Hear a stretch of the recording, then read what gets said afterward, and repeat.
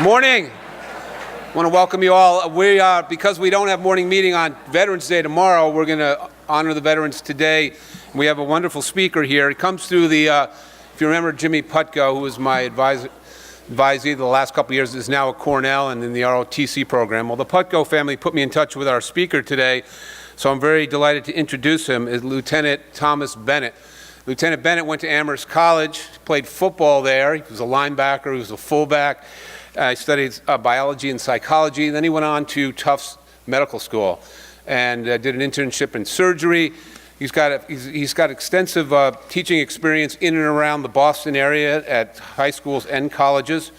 And currently, Lieutenant Dr. Bennett is also is now the underseas medical officer in the U.S. Navy. Does work on submarines and helping people rescued. If you remember that Russian sub a few years ago, the Kursk, that went down, and they couldn't get the submariners off of the sub. Well, he's doing work with that. He's going to show us a little about that. Let us warmly welcome Dr. Lieutenant Thomas Bennett.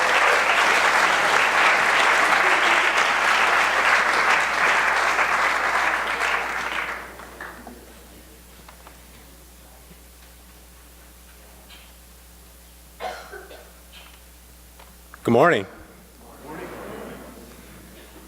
First, I'd like to thank Chaplain Ganung and the administrative staff for giving me the opportunity to come out and speak with you today, November the 10th, the day before Veterans Day. When I first spoke with Chaplain Ganung about speaking, trying to get an idea of what was expected of me, he said, you'll have about 15 minutes to give like a TED Talk. And I'm thinking to myself, what is a TED Talk? I'm picturing that little bear with the foul mouth starring in the movie Ted with Mark Wahlberg, saying to myself, that can't be right. Once I Googled and YouTubed a few videos, I realized TED Talks were kind of like short lectures about current events, tidbits of knowledge, and words of wisdom. Remembering back to how I was in high school, I thought, wow, I really got my work cut out for me. Before Chaplain Ganung got in contact with me, I was approached about speaking here by one of my friends who is also an undersea medical officer for the Navy, who has family ties with the school. And it was he who told me your motto, not to be served, but to serve. I'm sure you all hear this motto over and over again, but I'd like to say it again, not to be served, but to serve. I truly hope that when you eventually graduate and leave these halls behind you, you take with you these words. Without knowing your motto, this truth, this feeling to serve, to help others, has always guided me when I felt lost at times or didn't know the path to take next in my life. It was in those times when I was being the most selfless that I found the most joy. I grew up in a single father home in a town outside New York City, bordering the Bronx. My mother was diagnosed with bipolar disorder disease when I was young, so never was really a constant in my life. The town I lived in wasn't the worst town, but I don't remember it being very good either. I remember being in the 7th grade when a student at the high school I was supposed to attend in 2 years got his throat slit by another student and died. When that happened, my father became frantic. Swearing that I wouldn't attend public high school, but I knew that he didn't have the means to send me anywhere else. My guidance counselors and a few of my teachers in junior high school saw potential in me, so recommended me to a program called A Better Chance, who helps students who are economically disadvantaged but academically able get scholarships to attend high school, highly rated private and public school programs. I was accepted and boarded at a very good public school program in Massachusetts. This program was totally funded by donations from people in the community. It was this combination of selflessness from my father to my guidance counselors and teachers, those at the ABC program, and a whole community that accepted me, which motivated me to do well and be in a position to give back, to go from being served to serving. As Chaplain Ganung spoke of when introducing me, Later went on to play football at Amherst College, double majoring bio and psychology, tutored and taught martial arts in Girls and Boys Club, which I grew up in. Went back to my ABC program to be the resident tutor for a year. Eventually was accepted to Tufts Medical School and did volunteer work in Haiti during the cholera epidemic. Yet there was still a feeling in me to serve while in medical school. That feeling is what led me to standing here in front of you today in uniform. I guess in my mind, serving in the military is the ultimate sacrifice I could do. Currently, I work as a submarine escape trainer. And I have a few slides here to show you briefly what I do there. So the submarine escape trainer is basically a building that we have a 37-foot pool that we use to teach submariners how to escape from submarines if they were to be trapped in the bottom of the sea. It's in New London, Connecticut. It's called the Mumpson Hall, and it's the only facility currently of its kind in the U.S. Navy. We once had 2 escape towers that we taught people at, but they're currently not working. This is the only one that works here. So as you can see with this mock-up here, we have the pool here. It's 37 feet, and then we have 2 chambers on the bottom, which kind of simulate the chambers that would be in submarines, where the submariners would actually get into these chambers and then escape from the sub. This is an aerial view of the tank at our trainer. So here you have one of the divers on a line. Actually, this is the line that when they're escaping, they're doing their mock escapes. They're hooked up to it and go straight up through here. Down here, this is the 2 hatches that they come from when they're escaping. And then over here, we have a diving bell, just in case there's any kind of casualties or someone freaks out or gets scared. This happens every once in a while. They can take them over to the diving bell that has an air bubble in it, and they can bring them up slowly and safely. So the equipment that we use is specifically the submarine escape immersion equipment, or we just call it the SIZE suit. It has an inner thermal suit layer to keep them warm. Obviously, it's going to be really cold if they're escaping from a sub.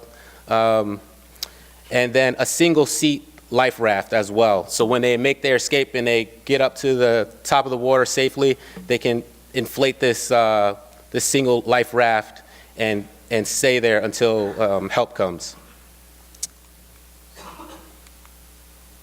So as a medical officer in the trainer, one of the main things that I do there is I screen people that can go through the escape trainer, and then also look for some of these complications. The biggest thing that we look for is specifically arterial gas embolism, which is secondary to pulmonary barrel trauma. Arterial gas embolism specifically is a bubble that can go to your brain and lead to symptoms like stroke. There's a little bit of physics here that I'm sure you guys probably don't want to know right now, but in order to understand it, basically with Boyle's law, when temperature remains constant, the pressure and volume of a gas is inversely proportional. So when our students are at 33 feet or 37 feet, they're breathing in air, but as they surface, the air in their lungs can expand, and if they hold their breath, it can rupture the alveoli in their lungs, like as this picture here shows, leading to bubbles going from the left side of their heart and up to their brain, leading to that arterial gas embolism. That's one of the things that we look for. It doesn't happen often, but when it happens, it can be catastrophic. The treatment for arterial gas embolism and also diving casualties, the main thing that most people hear of is the bends, is recompression treatment with 100% O2. And we have 2 chambers here. We have a chamber right by our pool, a smaller one, and then we have our main chamber that we do most of our casualty treatments in, right here. So I also have a video that kind of explains quickly, and you can see firsthand what the escape trainer is like.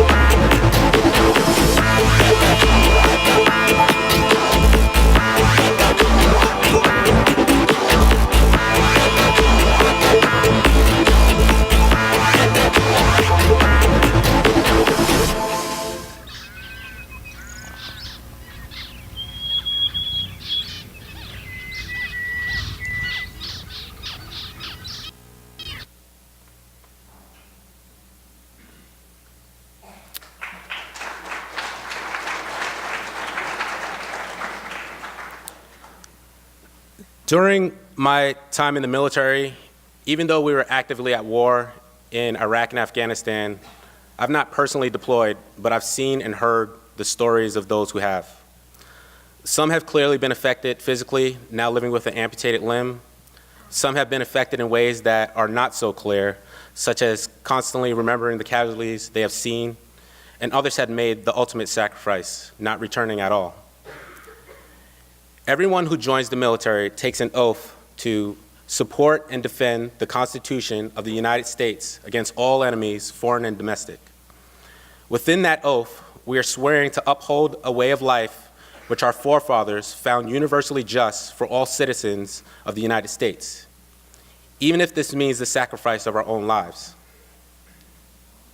November 11th, 1918 was the day when an armistice, or temporary cessation of hostilities between the Allied nations and Germany, went into effect. It is generally regarded as the end of World War I, originally named Armistice Day. It was a day to be dedicated to world peace and honoring veterans of World War I.